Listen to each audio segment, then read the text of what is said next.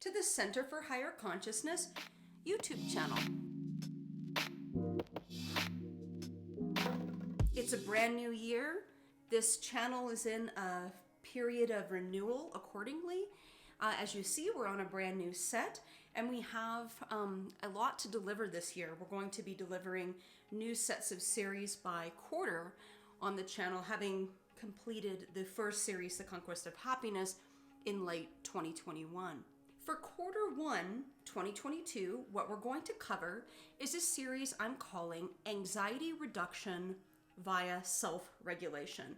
So I'm here in this intro video to give you a little bit of an overview or a snapshot as to what in the heck that even means, why it's important, and then I'll cover the structure of this series. Although it's pretty well known in clinical work, right, and in psychology, it's still not in our collective consciousness.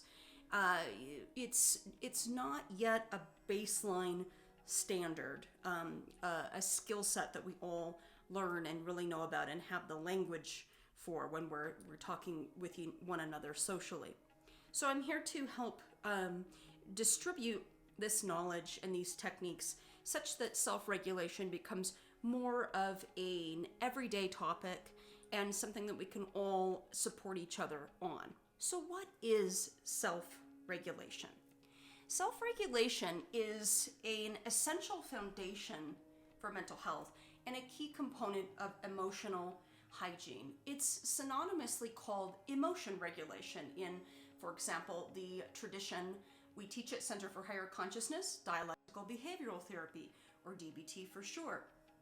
My favorite source, Wikipedia, our online encyclopedia, names self-regulation as the ability to respond to the ongoing demands of our experience with a range of emotions in a manner that's socially tolerable and sufficiently flexible to permit spontaneous reactions, as well as the ability to delay or inhibit or modify spontaneous reactions as needed.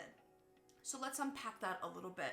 This has to do with our ability to monitor our impulses, ideas, inner states, desires, such that we translate what we're thinking and feeling and the urges we have toward particular behaviors into our environment, so that we're not just unmodulated and expressing ourselves without any filter, we might say it that way, but also that we can adequately express ourselves. We're not either inhibited and staying really caught up in ourselves and not able to interact in a meaningful way with the environment, but also conversely, that we're able to not just kind of blurt it all out and act without filter or modulation. I think these two components are important: socially tolerable and sufficiently flexible, right? We want to be socially appropriate without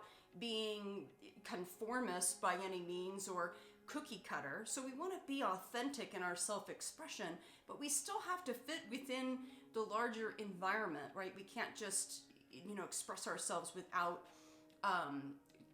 keying into other people and their needs, or the social norms of situations we're in, so that we protect socially appropriate behavior such that we retain rapport and trust with people we're involved with.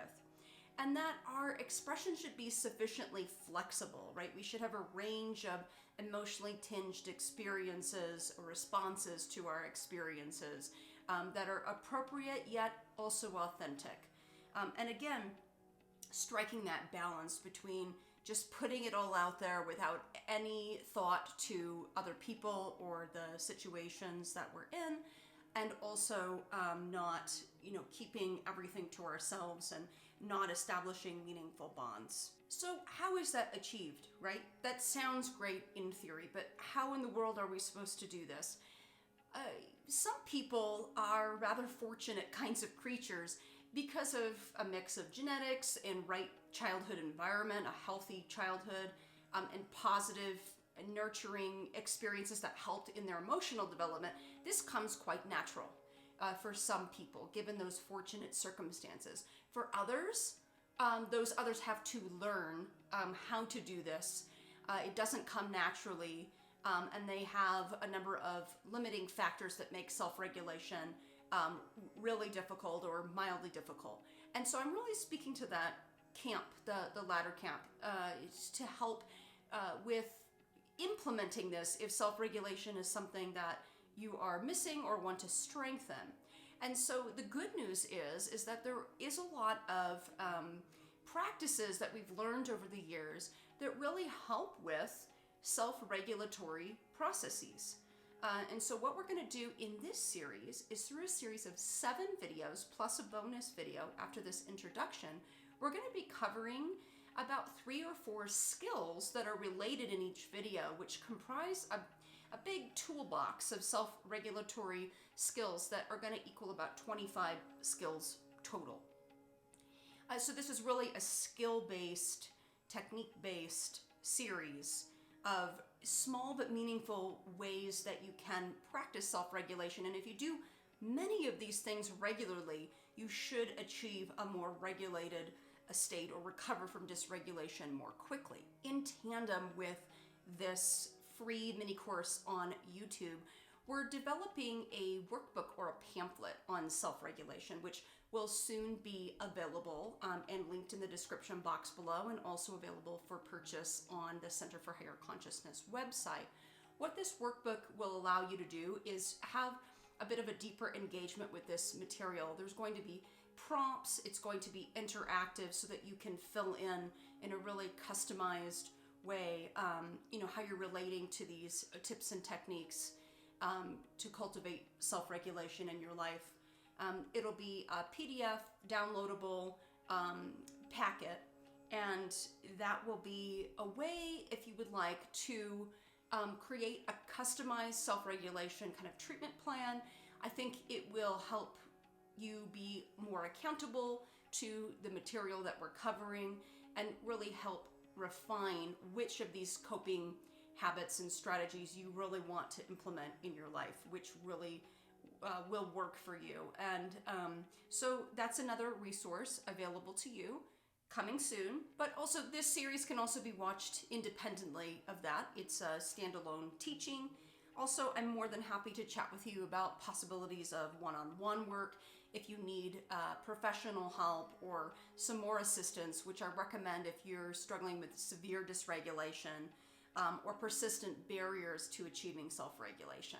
Okay, so again, the overview of self-regulation, as I kind of alluded to before, has something to do with appropriate self-control. Not rigidly self-controlled, but not chaos would be the other end of the spectrum. We're dialectic in DBT speak. We need the right degree and the flexibility to be appropriate in our situations of emotional expression. So if you're dysregulated, what might that look like? On that chaos end of the spectrum, you might see a lot of emotional outbursts, volatile emotions. You might see a lot of disorganization in your life, a lot of highs and lows, or sort of pulling it off and then falling apart. You might see a lot of interpersonal problems if you're struggling with dysregulation. You might have a lot of mood dysphoria, right? A lot of intense moods that are difficult to manage, and that emotion-driven behavior becomes the dominant behavior in your life, or that emotions are so all-consuming that they become almost the primary focus, that it's hard to focus on meaningful goals because you're so often managing your intense emotional reactions. Those are some flavors of emotion dysregulation. So another way to think about self-regulation, like I said, is emotion regulation, but also resiliency. That's another term that we might employ. How can we have resiliency in the world when we face setbacks or stressors, when we're triggered? That's what we're trying to achieve with the tools of self-regulation. It's known that to deal with stress properly and to have this foundation of self-regulation is really the foundation for everything that you want to create in life. Because without it, our baseline, our baseline foundation is just too rocky. It's like a churning sea. There's no solidity there. There's no stability in ourselves. And we often try to find that stability in the external world, right? In other people or in commitments, in unhealthy versions of codependency, when we don't have that inner stability within. And when you're regulated, you do have a certain kind of calm, a certain kind of openness. Nothing's going to destroy you, and you know that. You can deal with whatever comes up. There's a certain unflappability when we have that inner core of strength and stability within. And so these techniques help cultivate that core. But if you can just visualize that now, that's a really nice way to visualize that your center, your core, that is untouchable by the things that you're going to go through in this lifetime, right? It's inviolable, it's yours, it's private, it's a reserve. It is your center point of peace, right? That again, nothing can get to. It is your, one might say, your soul, where your soul rests. It's the inner witness that mindfully observes what you go through and reflects on what you go through, but isn't traumatized. It's not traumatizable.